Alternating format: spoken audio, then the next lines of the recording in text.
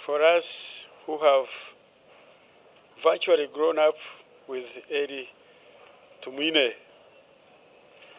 I knew him very vividly in 1979 when we came on the wave of victory against the regime of murder and terror. And he was a young man recruited under Fronasa. And when we were mobilizing the population to accept, to welcome, to embrace what we called Moshi spirit, the spirit of oneness, the spirit of patriotism, of independence, of democracy. Tumwine was a young man, clearly in the forefront of the youth of the time that welcomed us as a Uganda Liberation Front. Consequently, the rest is history. He joined the army, he went to the bush, he's credited for the first shot as a member of parliament, and to be an artist, has a sense of creativity, and he appreciated music. Elly was an accomplished gentleman, accomplished soldier, accomplished patriot. But I miss him also on a personal note because I'm a cattle breeder. The bull, a breeding bull in my kraal of historical long-horned cattle of Ankole, especially the category of cattle that were left by the Bachwezi. That bull is rare and is in my cows, a breeding bull from Elly Tumwine, who gave it to me. So you can imagine how saddened I must be as an individual and how saddened the country must be for the tremendous transformation that has taken place in social, economic, and political sense with the Tumwine's contribution, which will be missed. Looking at or dwelling into the promotion or protection of human rights in Uganda, how best would you describe him, especially during the last elections and the time when he was presiding officer in the Ministry of Security? I was the Minister of Justice and Constitutional Affairs, and I want the country to know, in science, there is cause and effect. I myself, I was in the official car during the riots of 18th November, and a guy hurled a stone on my car, shattered the screen, clearly aiming at hurting me. And indeed he saw I was not hurt, so he picked another one. But at that nick of time, the police patrol came and the man took off. So what people really don't appreciate, suppose I had shot that guy. Suppose I shot him as he was picking a second stone. Suppose I shot him. Yeah, the minister would be accused of violating human rights. But if you look at the cause and effect, Elly Tumwine, whichever reaction is criticized in the public, it was provoked. And once it is provoked, it is a cause and effect. If you address the effect without looking at the underlying cause, you have missed a point. Elly Tumwine, who put his own life on line, was the champion of human rights. But clearly, in preventing the violation of human rights, sometimes you violate the human rights.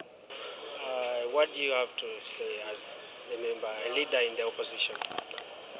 Before I joined politics, one of the Bush War generals or heroes I admired was the late Honorable Elly Tumwine, because one, besides being a liberator, he was a born-again Christian. And eventually we met in the 10th Parliament, but we disagreed sharply. I remember taking him on the floor on issues of conduct, especially when one of our own had alleged she had been assaulted by the late general. Otherwise, he will be remembered to be the longest serving member of parliament ever since this government of NRM, this administration of NRM, took power. Right from the NRC up to the 10th parliament is when it is only the 11th parliament that he never surfaced as a member representing UPDF. And at one time I remember he had even wanted to take on the title of the father of the house, just as you know, as a practice in the Commonwealth countries, even in the House of Commons, they have the father of the house, the person. And I realized then that in the 10th parliament, he was the oldest member of parliament ever in this regime of NRM. We, as the Legislative Assembly, we shall miss him because he is one person with, who had amassed a volume of experience in legislative matters, but also as a regime of NRM, I'm sure there will be a gap, given that he is one of those whose names are inscribed even in the Constitution, in the UPDF Act, as one of those that are permanently on the Army High Command. And I also remember him for feeling bitter at the time when he was dropped. And I think for the very first time is when he realized how bitter it would be for one to be dropped without consulting him. He expected to be consulted at that time by the appointing authority before he would be relieved of his duties, and it didn't go down well with him. And I mentioned even in the remarks he made, the bitter remarks, that could be the appointing authority could be suffering from some kind of disease like hubris disease. So I'm sure by the time he passed on, it could be that among the factors that could have culminated to his death could have been that bitterness. So how best should or can Ugandans mourn the late?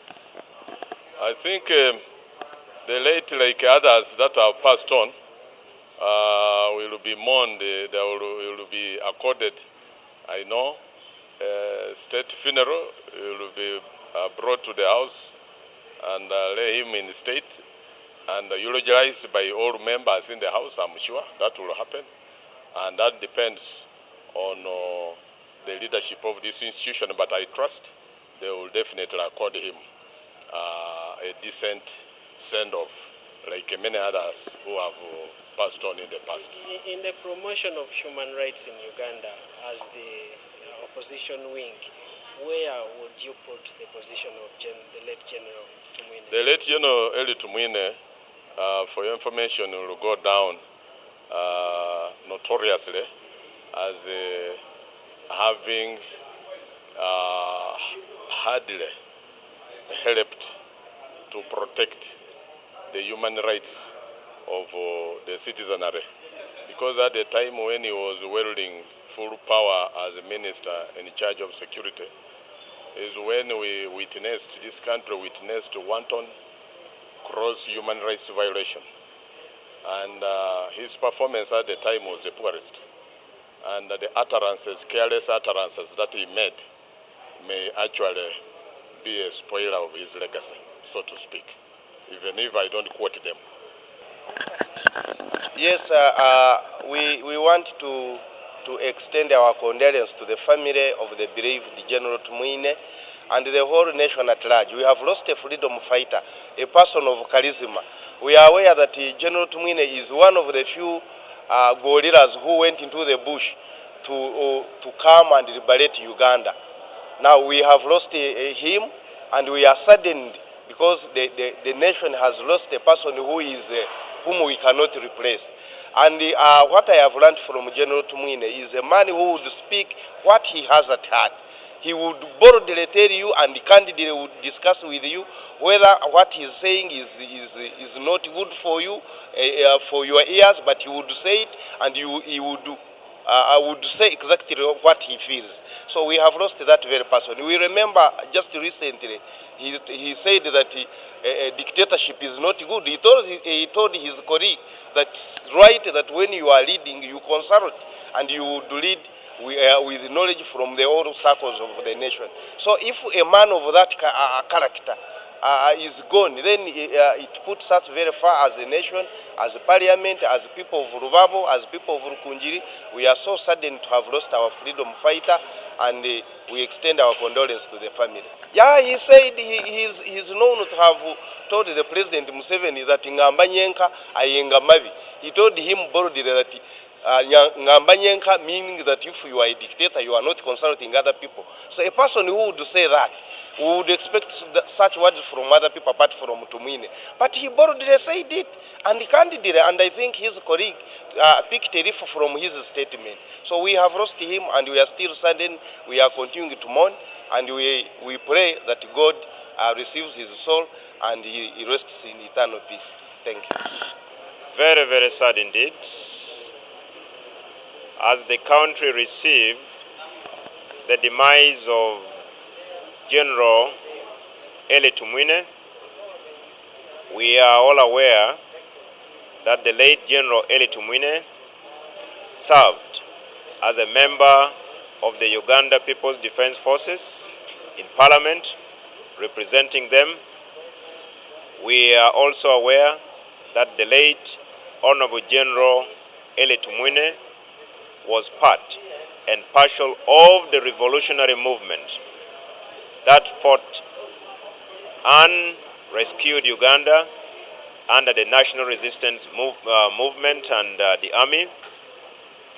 We will remember him as an accomplished soldier, a professional soldier, a member of parliament that represented the UPDF, a revolutionary fighter of the National Resistance Movement, a gentleman who served his country with dedication, a family man, a father, but above all, a nationalist, a compatriot, and a patriot. Which kind of Uganda did the late General Elly Tumwine envisage? He envisaged, in my opinion,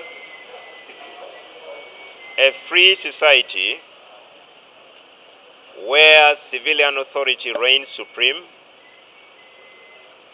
The role of the military is to protect the territorial borders, and I am confident that by the time of his demise, he had achieved his dreams, his aspirations, his interest, and more importantly, the justification why he was part of the revolutionary movement that fought to rescue the people of Uganda from dictatorship.